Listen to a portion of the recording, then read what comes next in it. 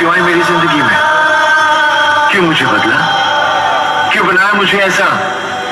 क्यों दिखाई मुझे वो खुशियां, वो प्यार, ताकि आज तुम मुझसे कह सको कि वो सब झूठ था और सच ये है कि आज तुम किसी और की बनना चाहती हो?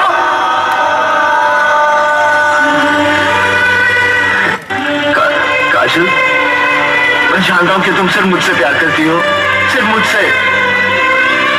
मैं तुम्हारे बगैर जिंदा नहीं रह सकता। हम किसी दूसरे की अमानत है।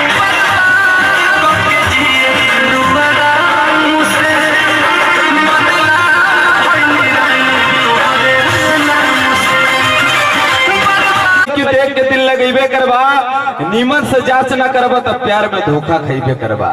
सुंदर लड़की देख के दिल लगेबे करबा, नीमन से जांच न करबा तब प्यार में धोखा खइबे करबा।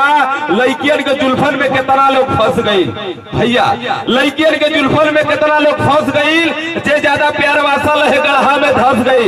यही से कहल गला कि सुंदर लड़की देख के प्यार कहल गला कि सुंदर लड़की देख के दिल लगइहा मत, सुंदर लड़की देख के दिल लगइहा मत, ओकरी चक्कर में इहा मत। मरे एगो बात कहल गला, बहुत लोग कहते रहे कि तुहार वाली ढेर दिन से दिक्कत नहीं खे, बहुत लोग कहते कि तुहार वाली ढेर दिन से दिक्कत नहीं खे, तो हम कहनी कि जायदा है भाई कोनो दिक्कत नहीं खे। आजकल का प्यारे ऐसा है कि ढेर दिन ले दिक्कत नहीं खे। तो ये कहल गला कि का कहीं केकरा से कहीं सबके अंदर भविष्य बा, का कहीं केकरा से कहीं सबके अंदर भविष्य बा। और सतेंद्र भैया जेके अपन जलने हुए 420 बा, का कहीं केकरा से कहीं सब अपने अपने बेचता, क्यों जात बेचता, क्यों भात बेचता, क्यों 4 गो समाज पाया जाता तो पूरा समाजे बेचता, सब अपने अपने बेचता। क्यों गोली बेचता, क्यों गोली बेचता तो क्यों गोली बेचता। हमारे राजकुमार भैया नियर बा तो टांग के बढ़ुआ गोदाम पर चोली बेचता, सब अपने अपने बेचता। क्यों नीचे का बेचता, क्यों नीचे का बेचता तो क्यों ऊपर का बेचता। हमारे साउंड ऑपरेटर लंबू भैया नियर बा तो दवा बीचे बीचे का बेचता, सब अपने अपने बेचता। और चले गया तो बुलाना चाहेंगे मिस अंजलि जी को, क्या बात है, अंजलि जी आएंगे, अंजलि जी। हाँ तो मिस उनका नाम पता नहीं है, चले क्या पता, सोनिया जी, सोनिया जी आएंगी। और सुबह उदास होगी शाम उदास होगी, सुबह उदास होगी शाम उदास होगी, उस सफेद चादर में लिपटी मेरी लाश होगी। ऐ दफनाने वाले मुझे वहां दफनाना जहाँ हर रोज आप सभी से मुलाकात होगी, आप सभी से मुलाकात होगी।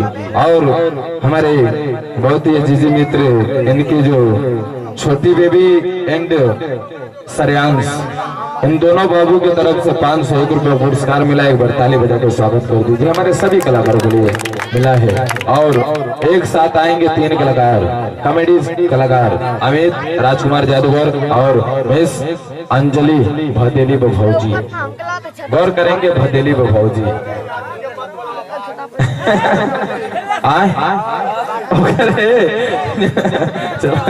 सिस्टम नहा तो नहीं सा लेट होला जाना था। अगर ज्यादा जो बोले वाला आदमी रहला ना वो दिल का साफ होला, समझदार के लिए सारा काफी होला। इनका बतिये नहीं कितने गोयल गुजरल काम खत्म है। ये बरेंदा से लेके मऊ से लेके कुल कहीं कहीं रहे, हम जाना था ना बाड़ी, हम हमें कहीं दूसरी और कना ही। और चले क्या बताए, कॉमेडी गीत को करेंगे, चलिए क्या बात है, आएंगे क्या बात है। अवसर भैया आवा आवा आवा, हाँ नंबर लगल, नंबर लगल, क्या बात है। हाँ हाँ हाँ क्या बात है। हाँ तनी भैया 10 रुपया देला आलो, 10-20 के और 1-2 रुपया मार के मुँह को मार के फेंक डालो हमारे मुँह को। यही तरह बिरहा गवैया चलत रहे, तुम विजय लाल बिरहा गावे आई लवा, तुम स्टेज पर खड़ा हो गए ना बिरहा गावत हम तुम, अरे सवरिया रे गोइया, तुम चपले हम तब ले आधा आदमी साथ, आधा आदमी भाग गई, फिर आधा आदमी धरिया रहा, अरे गोइया रे गोइया कहला तब ले आधा और आदमी साफ। एगो बुढ़ऊ काका होइसने बैठल न त ई कथौ विजय लाल यादव कथौ का हो काका तो बिरहावा निक लगत है, कहा तो कथौ देखबे बबुआ बिरहावा त ना निक लगत है, जैसे तू चिल्ला के गावत है ना वैसे ही हमारे वो सारावा पाड़ा रहे चिल्ला चिल्ला के मर गए। ऐसे सिस्टम चला था भैया।